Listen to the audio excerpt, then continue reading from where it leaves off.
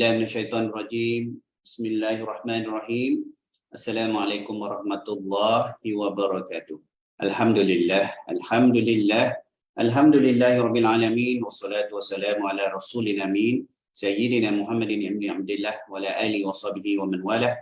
Allahumma shalli ala Muhammad wa ala ali Muhammad kama shallaita ala Ibrahim wa ala ali Ibrahim wa barik ala Muhammad wa ala ali Muhammad kama barakta ala Ibrahim wa ala ali Ibrahim fil alamin innaka Hamidul Majid. Allahumma inna nas'aluka ilman nafi'a wa rizqan thayyiban wa amalan mutaqabbala wa dinan qayyima wa yaqinan shadiqa wa imanan kamila. Amin amin ya rabbal alamin. Baik, aman. Baik, alhamdulillah, semua alhamdulillah. Ketemu lagi kita hari ni ya. Sekali lagi saya pesan-pesan pada adik-adik di depan saya ni, ketika saya berselawat, maka berselawatlah. Ketika saya berselawat kepada baginda Rasulullah sallallahu alaihi wasallam, maka berselawatlah. Jangan lara Jangan lara. Salawat ni kat mana pun boleh. Dalam hati pun boleh, tak ada masalah. Jangan terlupalah berselawat Takut hari-hari dengar mukadimah tu, lupa yang sebahagian daripada mukadimah tu ialah kita berselawat kepada baginda junjungan Nabi Muhammad sallallahu alaihi wasallam. Berapa banyak kita nak berselawat sehari-hari ni? Kita dah jumpa dulu hadis daripada Ibnu Umar. Ibnu Umar tanya baginda Rasulullah sallallahu alaihi wasallam berapa banyak nak berselawat? Rumusannya ialah sebanyak mungkin. Sebanyak mungkin. Jadi kita ni macam mana? Disiplinkan diri kita untuk susun dalam jadual harian kita waktu berselawat. Kena ada disiplin dalam diri kita. Waktu mana aku nak berselawat kepada baginda Rasulullah sallallahu alaihi wasallam dan berapa banyak? Kena disiplinkan sungguh-sungguh. Macam kita makan, mandi, baca WhatsApp, cek Facebook, apalagi orang zaman sekarang, Twitter, Instagram, TikTok, kita istiqamah dalam bab tu. Kita kena lebih istiqamah dalam beribadah kepada Allah Subhanahu Wa Taala dan meraihkan sunah-sunah baginda dan melafazkan rasa cinta kepada baginda dengan cara kita berselawat. Antara itulah bab selawat ni kita kena istiqamah sungguh-sungguh. Termasuklah amalan lain tu, menegakkan sunnah ni macam-macam pilih. Jadi kena ada disiplin dalam diri bagaimana bila nak berselawat dan jumlah dia. Disiplinkan diri. Kalau saya dan ahli keluarga saya pagi dan petang. Pagi dah susun dah. Ini dia jadual-jadual zikirnya dan zikir-zikirnya. Buat pagi lepas subuh, petang lepas asar. Wajib. Dalam kereta boleh, kat mana pun boleh. Tak ada masalah. Nak berzikir, nak beribadah ni tak semestinya bersila atas sejadah dalam surah dalam masjid. Wallahu a'lam bishawab. InsyaAllah hari ini kita sambung lagi surah Al-Anbiya. Ayat 91 sampai 101. Kita akan jumpa bab seorang wali yang dilafazkan, dinyatakan dalam Al-Quran. Satu-satunya wanita yang dinyatakan secara jelas dalam Al-Quran iaitu Sayyidatina Maryam. Maryam. Ali Imran, keluarga Ali Imran, keluarga Imran, keluarga Imran. Pak saudara dia semalam kita dah jumpa dah, Zakaria. Anak buah dia nama Yahya. Kita jumpa dah. Melahirkan satu susuk tubuh badan yang akan dinyatakan hari ini. Yang akan menumpaskan siapa dalam musa ni kita jumpa, menumpaskan siapa? Dajjal. Menumpaskan Dajjal. Penerbit tak pilih banyak sangat syarahan daripada musa ni, lebih kepada kuncian diri, tak apalah. Itu adatlah kita baca ringkasan Adatlah kita baca ringkasan. Kena ingat, ulang lagi sikit. Bila kita baca Al-Quran ni, kita kena keluarkan fardu ain kepada kita untuk belajar beberapa perkara.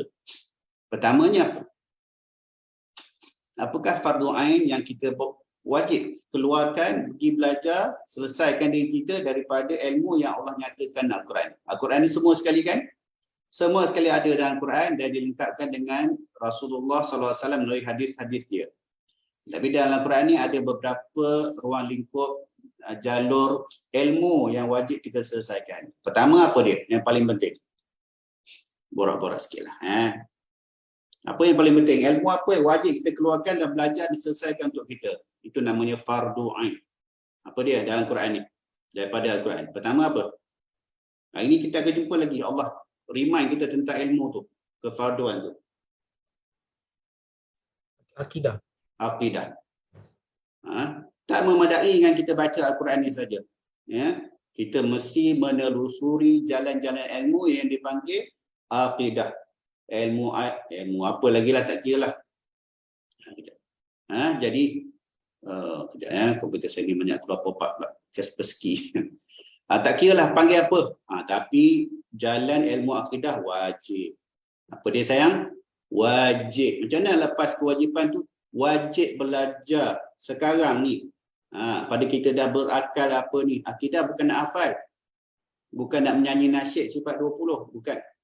Nak faham. Kita tidak difardukan untuk ingat, untuk mahir, untuk alim, untuk menjadi orang yang boleh syarah ilmu akidah ni. Kita wajib belajar. Itu dia. Nak mengambar lagi lah. Masa bila? Sekarang. Sekarang. Fardu ain bagi kamu. Ada ingat? Ada ilmu tak fardu. Tak nak pergi umrah, lagi tak wajib belajar umrah. Kita tak ada kefarduan nak bayar zakat, tak wajib bayar zakat. Kita tak meniaga, tak wajib belajar muamalah. Tapi kalau kita nak meniaga, wajib belajar muamalah. Kita tiba masa kewajipan untuk menunaikan zakat, wajib kita belajar bab zakat. Nak pergi umrah haji, wajib belajar bab umrah dan haji. Nak kahwin, wajib belajar bab munakahat. Wajib nak kahwin ni. Bukan nak tunggu orang Minang je. Wajib kena belajar apa tanggungjawab suami, apa tanggungjawab isteri. Fardu ain. Masa bila? Masa sekarang lah nak kahwin. Semua nak kahwin ni kan. Amal nak kahwin lagi. Wajib belajar. Kalau nak kahwin lagi. Macam mana syarat nak kahwin lagi tu? Wajib. Jadi satu bab kata amal tadi ilmu akidah. Kedua, ada 3 lah cabang ilmu besar. Fiqh. Betul. Ustazah Sungai Karang. Makhraj dia Arab. Betul. Muka pun macam Arab dah tu. Arab apa tak tahulah. Fiqh. Ilmu syariat wajib belajar.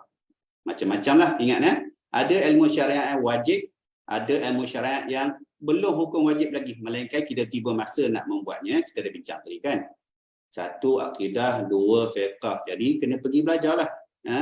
Apa yang penting ibadah tu. Taharahnya, apanya semua tu kan. Nanti kita yang belajar hujung-hujung minggu hari Jumaat tu sikit-sikit je. Satu lagi. 3 cabang iman tu. Satu lagi. Tasawuf merujuk kepada rukun Islam, rukun iman, rukun tasawuf tu betul dah. Itu dah ilmunya. Rukun apa tu? Dipanggil belajar tasawuf. Ihsan. Bak hati. Beribadahlah kamu seolah-olah kamu melihat Allah. Pasti kita tak boleh melihat, maka yakinlah bahawa Allah sedang melihat kita dalam hadis tu kan. Jadi 3 kepaduan ni yang kita kena ekstrak keluar daripada bacaan Al-Quran kita ni. Kemudian adalah ilmu-ilmu yang tidak disyariatkan tapi elok belajar. Ilmu Al-Quran contohnya. Bagaimana nak membaca Al-Quran dengan betul, dengan tartil, maknanya ada tajwidnya, apanya dan sebagainya. Jadi kena belajarlah. Ilmu ni kalau kita tak menelusuri, dia kata tak duduk, kita tak tahu yang kita tak tahu. Saya ni baru umur 52 ni, dalam bab bacaan Al-Quran lah kan.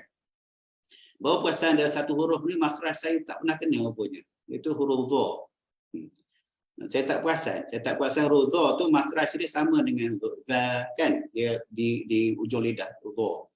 Saya sebut dha je, dha. Bunyi dia betul dha, tapi makhraj dia salah. Sepatutnya dha. Dia letak lidah ni kat celah gigi kan. Dha.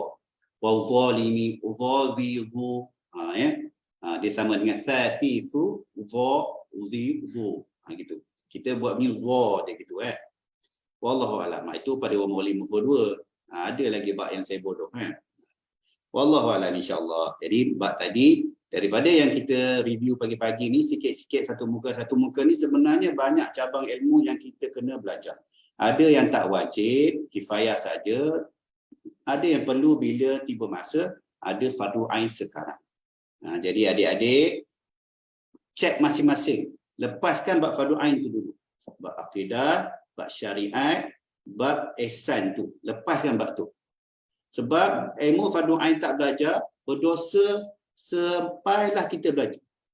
Dia bukan berdosa ketika tak buat. Dia berdosa selama-lamanya selagi mana kita tak belajar. Ingat ilmu akidah, ilmu rukun Islam, rukun ihsan, rukun Islam, rukun iman, rukun ihsan tu 3 ilmu tu, akidah, syariat dengan tasawuf tu tak belajar, khususnya akidah tu kita berdosa selama-lamanya selagi mana kita tak belajar. Dah belajar selesai. Ingat, kita tak disyariatkan untuk jadi alim, mahir, pandai dalam 3 cabang ilmu tu. Bukan semua orang boleh syarah macam Ustaz Razak, boleh bincang fiqh macam Ustaz US. Tak ada masalah. Tapi kita dihukumkan untuk belajar, ya. Wallahu alam. InsyaAllah hari ini kita sambung sikit perbincangan berkenaan dengan Maryam. Ada sebuah hadis daripada tafsir Ibn Katsir. Buka tafsir Ibn Katsir, muka surat 20 lebih kalau jilid 4 yang online ni, mensyarahkan ayat yang Allahumma salli ala Muhammad 96, ya, hingga apabila tembok Ya'juj dan Ma'juj tu, ada sebuah hadis panjang berkenaan turunnya Dajjal. 2 muka surat hadis ni. Baca hadis tu berkenaan dengan bagaimana diturunkan Dajjal, siapa dia Dajjal, berapa lama Dajjal duduk di muka bumi ni. Kita tahu ulama kata 40 hari, tapi 40 hari tu macam mana? Hari pertama seolah-olah setahun, hari kedua seolah-olah sebulan. Dia berbeza macam tu kan. Berapa panjang? Baca dalam tafsir Ibn Katsir. Saya ingat tak sempat nak bacakan hadis tu. Hadis tu menekankan lagi cerita berkenaan turunnya Dajjal. Sebelum ni kita dah bincang pasal Ya'juj Ma'juj kan. Bagaimana Ya'juj Ma'juj tu keluar, kemudian dia dihapuskan. Tak ada siapa yang boleh membunuh Ya'juj Ma'juj melainkan atas kuasa Allah menurunkan ulat yang makan dia, bergelempang dia di dunia ni. Nabi Isa dan mengikut dia minta doa pula kepada Allah supaya buang bangkai-bangkai itu, diangkat oleh burung-burung, dilempar. Dalam hadis kalau baca ini akan jumpa dibuangkan mana bangkai-bangkai itu. Kemudian didoakan lagi, diturunkan hujan yang membasuh dunia ni yang selama 40 hari bergelempangan bangkai itu, dibasuhkan dunia itu, disuburkan dunia. Akan jumpa dalam hadis tu, baca ya. Wallahu a'lam. Ini penerbit memilih tajuk kedudukan dan darjat memperhatikan. Kita tengok apa maknanya dalam bab penyucian diri itu, insya-Allah. Silakan.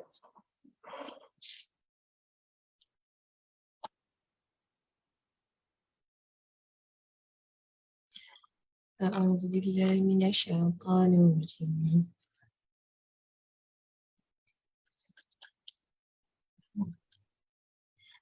والتي أحصنت فرجها فنفخنا فيها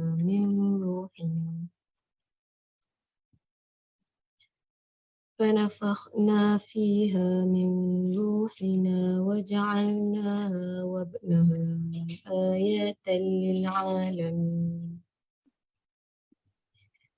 إن هذه أمتكم أمة واحدة وأنا ربكم فاعبدون وتقطعوا أمرهم بينهم كل إلينا راجعون فمن يعمل من الصالحات وهو مؤمن فلا كفران لسعيه وإنا له كاتبون وحرام على قرية أهلكناها إنهم لا يرجعون حتى إذا فتحت يأجوج ومأجوج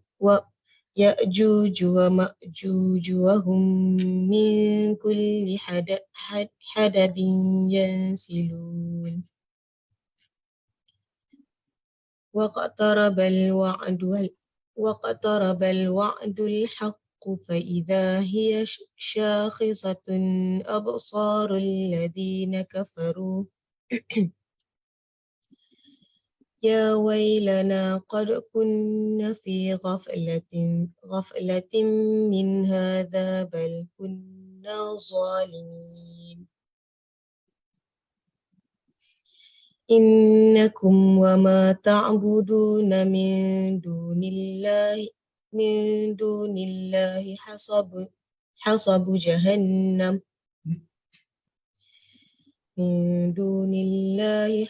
جهنم أنتم لها واردون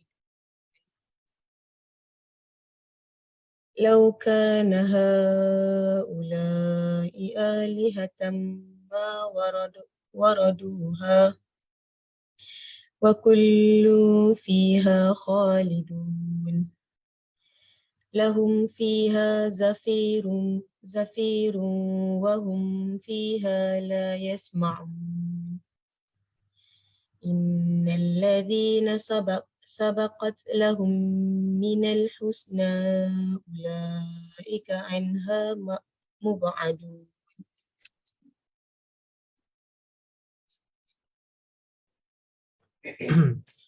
Dan ingatlah kisah Maryam yang memelihara kehormatannya, lalu kami tiupkan roh daripada kami ke dalam tubuhnya. Kami jadikan dia dan anaknya sebagai tanda kebesaran Allah bagi seluruh alam. Sesungguhnya agama Tauhid inilah agama kamu, agama yang satu, dan aku adalah Tuhanmu, maka sembahlah aku. Tetapi mereka berpecah belah dalam urusan agama di antara mereka. Masing-masing golongan itu semua akan kembali kepada kami. Barang siapa melakukan kebaikan dan dia beriman, maka usahanya tidak akan diingkari, yakni disia-siakan. Dan sesungguhnya kamilah yang mencatat untuknya.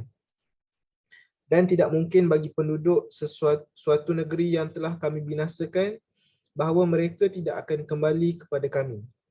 Hingga apabila tembok Ya'juj dan Ma'juj dibukakan dan mereka turun dengan cepat daripada seluruh tempat yang tinggi. Apabila janji yang benar, yakni hari kebangkitan telah dekat, maka tiba-tiba mata orang-orang yang kafir semuanya terbeliak. Mereka berkata, alangkah celakanya kami. Kami benar-benar leka tentang ini, bahkan kami benar-benar orang yang zalim. Sesungguhnya kamu orang kafir dan apa yang kamu sembah selain Allah adalah bahan bakar neraka Jahanam. Kamu pasti masuk ke dalamnya. Seandainya berhala-berhala itu Tuhan, tentu mereka tidak akan memasukinya neraka. Tetapi semuanya akan kekal di dalamnya. Mereka merintih dan menjerit di dalamnya neraka dan mereka di dalamnya tidak dapat mendengar. Sesungguhnya sejak dahulu bagi orang yang telah ada ketetapan yang baik daripada kami, mereka itu akan dijauhkan daripada neraka. Mu'jam, sabaqat. Sabaqa as-sabqu wal istiba' at-tawsabu. Makna asalnya ialah mendahului dalam perjalanan. Contohnya, dan malaikat yang mendahului dengan kencang. Sesungguhnya kami pergi berlomba dan keduanya berlomba menuju pintu. Kemudian kata as-sabqu dipinjam untuk makna mendahului dalam meraih keutamaan seperti pada firman-Nya, dan orang-orang yang paling dahulu beriman, merekalah yang paling dahulu masuk syurga. Artinya mereka lebih dahulu meraih pahala dan syurga dari Allah Subhanahu Wa Taala. Tafsir Jalalain. Innal ladzina sabaqat lahum minna. Sesungguhnya orang-orang yang telah ada bagi mereka ketetapan kedudukan di sisi kami. Ul husna. Yang baik antaranya adalah para nabi yang telah disebutkan tadi. Ulaika anha mub'adu. Mereka itu dijauhkan daripada neraka Jahanam. Penyucian diri memperhatikan Allah bermaksud melihat secara sepintas lalu, kemudian memandang secara mencuri-curi sehingga yang dipandang tidak merasa bahawa dia sedang dipandang. Mencuri-curi pandang ini memiliki 3 sebab. Pengagungan dan keagungan yang dipandang, sehingga yang memandang mencuri-curi pandangan ke arahnya serta tidak memandang dengan pandangan yang tajam sebagai sikap pengagungan kepadanya. Hal ini seperti yang dilakukan para sahabat terhadap Nabi SAW. Mereka tidak pernah memandang dengan pandangan yang tajam terhadap baginda sebagai penghormatan dan pengagungan terhadap baginda. Ada sebab lain yang membuat orang yang memandang tidak berani memandang secara langsung kepada yang dipandang, iaitu takut terhadap pengaruh yang dipandang. Hal ini disebabkan oleh cinta, rasa malu atau berasa lemah untuk memandang secara langsung. Inilah sebab umum dalam masalah ini. Begitulah orang yang memiliki keadaan ini seperti yang disebutkan di atas. Selagi dia memperhatikan keagungan rububiyah Allah Subhanahu Wa Taala dengan hatinya, kesempurnaan Allah, kesempurnaan sifat-sifatnya, kemurahan, kebaikan dan kurnianya, maka hatinya akan mencuri pandang kepada Allah dan ia mempunyai ubudiyah, yakni peribadatan secara khusus.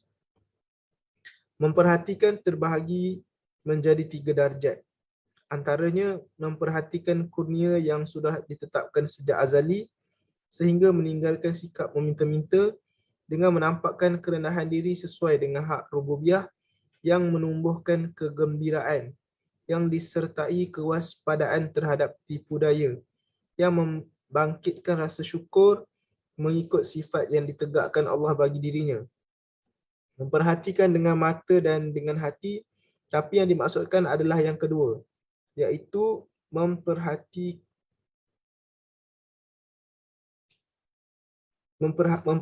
dengan hati, bukan dengan mata. Jadi yang dimaksud dengan memperhatikan kurnia yang sudah ditetapkan sejak azali ialah memerhatikan pemberian Allah yang sudah ditetapkan dalam takdir sebelum dikeluarkan ke dunia, sebagaimana firman-Nya dalam surah Al-Anbiya dan surah As-Saffat. Masalah ini bermaksud bahawa jika hamba melihat ketetapan yang telah ditakdirkan Allah sejak azali, yang bererti ketetapan itu pasti akan sampai kepadanya, maka hatinya menjadi tenang, jiwanya menjadi tenteram dan dia tahu bahawa musibah yang menimpa dirinya bukan suatu kesalahan takdir. Dan jika musibah tidak menimpanya, maka memang bukan takdirnya.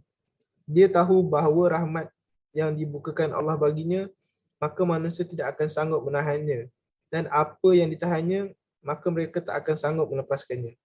Jika dia meyakini perkara ini, maka dia akan merasakan manisnya iman kepada qadak dan qadar. Kemudian dia tidak akan menuntut kepada Allah, kerana apa yang sudah ditetapkan di dalam qadar pasti akan sampai kepadanya.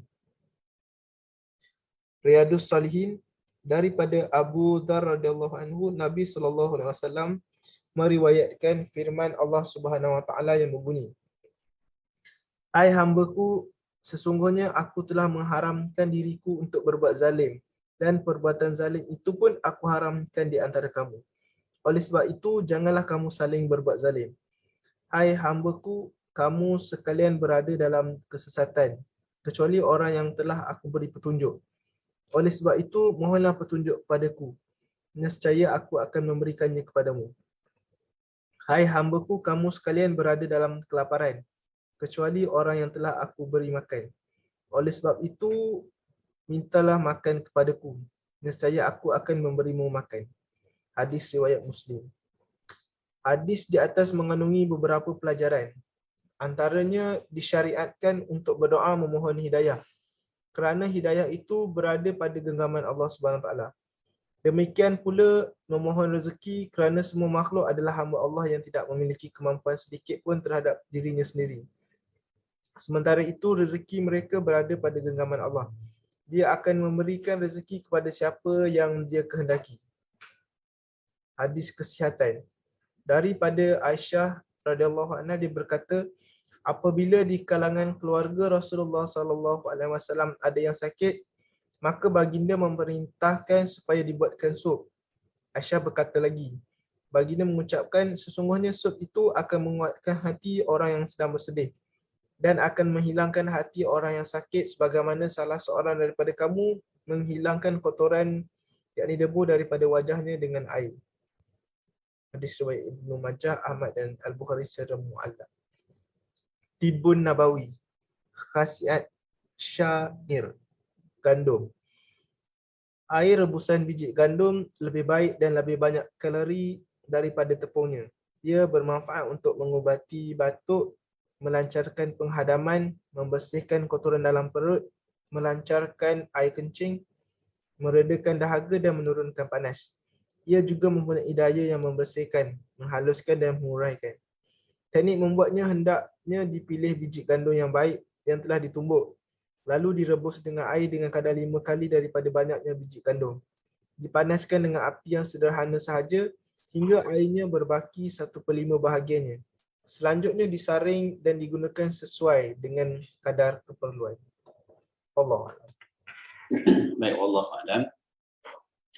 Seperti saya kata tadi lah, kita dah baca-baca ni ringkasan, banyak yang kita boleh ekstrak keluar lah, jadi kita kena rajinlah sikit membaca, rajin sikit membaca. Satunya bab bagaimana kebesaran Sayyidatina Maryam tu sendiri, ditiupkan ke dalam perutnya roh baginda Nabi Isa alaihissalam. Satu bab kita jumpa dah pada ayat-ayat sebelum ni. Pada ayat semalam tu, kali pertama kita jumpa dalam Quran cerita pasal Nabi Ayub. Apa dia sirah Nabi Ayub, apa dia sirah yang dipertontonkan melalui Al-Quran dan sunnah Rasulullah SAW daripada hadis. Apa dia mesej sebenarnya perjalanan Nabi Ayub ni yang kita ambil.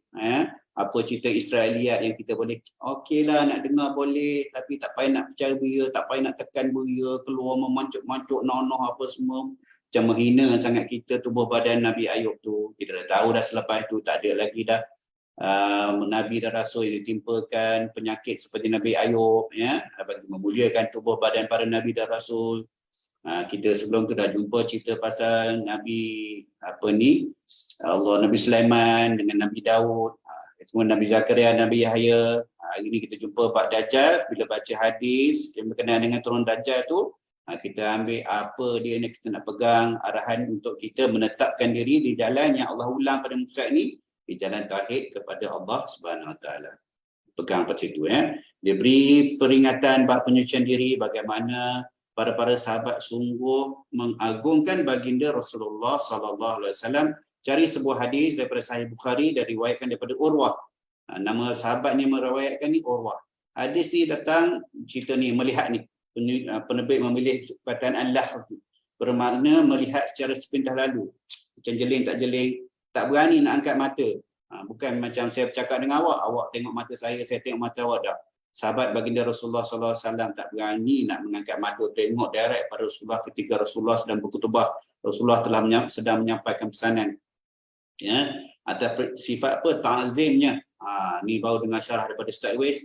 Menta'zimkan baginda Rasulullah SAW kalau baca hadis daripada Urwah. Hadis ni berlaku masa perjanjian Hudaibiyah. Urwah waktu tu dia belum Muslim lagi. Kafir musyrik Mekah hantar dia sebagai utusan berbincang pertama. Tetapi sebelum Urwah datang jumpa baginda Rasulullah berbincang, dia tengok dulu sahabat-sahabat ni macam mana, sahabat-sahabat yang berkumpul kat Hudaibiyah tu. Sahabat kan nak pergi buat umrah tapi tak lepas. Jadi Urwah dia tengok.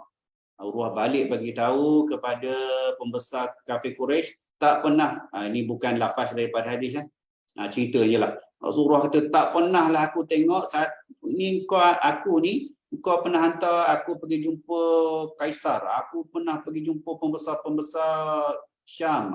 Maksud dia pernah menjadi utusan jumpa raja-raja besar. Tapi aku tak pernah jumpa lagi satu kaum, ini sahabat-sahabat baginda Rasulullah SAW, lebih kurang 1,000 orang tu dekat Hudaibiyah tu, mengagungkan baginda Rasulullah SAW. Sehinggalah ada beberapa perkara kat situ. Dia kata tak adalah satu titik pun ahli Rasulullah SAW ni jatuh ke bumi melainkan ditadah oleh para sahabat. Seolah begitu. Tak ada. Hak ludah Rasulullah tu tak turun ke bumi. Sambut di sahabat. Bahkan disapu-sapu pada badan mereka. Satu. Kedua, mereka seolah-olah berebut-rebut untuk menadah air lebihan wuduk baginda Rasulullah SAW. Dan tak ada siapa pun berani mengangkat mata melihat baginda Rasulullah SAW di atas dasar sifat takzimnya kepada baginda Rasulullah SAW. Begitu. Kemudian penerbit cerita balik. Bagaimana kita ni sepatutnya perlu takzim kepada lagi besar, kepada yang mempunyai sifat rububiyah tu, yang menguruskan dunia. Rububiyah apa? Yang menguruskan dunia ni, menurunkan hujan, memberi rezeki, memberikan manfaat tu siapa? Allah Subhanahu Wa Taala. Sepatutnya takzim kita tu, agungkan kita tu lagi agung daripada kita mengagungkan baginda Rasulullah sallallahu alaihi wasallam. Kita mengagungkan yang mempunyai sifat rububiyah, iaitu Allah Azza wa Jalla. Wallahu a'lam. Yang pasal Allahumma salli ala hadis kesihatan dan sebagainya itu wallahu a'lam, kita ambil sebagai manfaat lah dengan manfaat. Orang kita tak makan syai. Tak melainkan pergi ke dunia Arab lah. Saya banyak kali dah pusing sana, UAE dah pusing apa, saya tak pernah makan pun. Bubur gandum lah, bubur gandum. Macam mana dia buat bubur gandum wallahu a'lam. Kita buat bubur gandum manis kan? Kita kalau buat bubur gandum ni manis. Biasa nasi Pak orang Melayu punya pengat lah bubur manis. Arab saya tak pasti. Itu makanan mudah. Makanan Arab ni mudah kan, dia duduk padang pasir, dia gaul je gandum dengan air, jadi bubur. Nak bagi kenyang, makan anak ramai. Macam cerita bagaimana Sayyidina Umar, dia jumpa ibu yang kelaparan tengah malam ketika dia berjalan masa jadi khalifah kan. Dia balik, dia pikul gandum, dia pergi situ, dia yang buat bubur tu bagi anak-anak orang tu makan. Begitulah syair wallahu a'lam. Insya-Allah besok syair. Besok nak habis dah ya? Masya-Allah. Besok ngelah kita surah Al-Anbiya. InsyaAllah. Panjang umur kita habis kita surah Al-Anbiya. Kita besok ayat 102, 112. Bab Tauhid dan intisari wahyu Allah Subhanahu Wa Taala. Wallahu a'lam. Na'udzubillahi minasyaitonirrajim. Bismillahirrahmanirrahim. Allahumma faqihna fid din wa 'allimna ta'wil wa ihdinas siratal mustaqim. صراط الذين أنعمت عليهم من النبيين والصديقين والشهداء والصالحين وحسن أولئك رفيقا يا أرحم الراحمين وصلى الله على سيدنا محمد وعلى آله وصحبه وبارك وسلم والحمد لله برب العالمين سبحانك اللهم وبحمدك أشهد أن لا إله إلا أنت أستغفرك وأتوب إليك وبالله التوفيق والهداية السلام عليكم ورحمة الله وبركاته.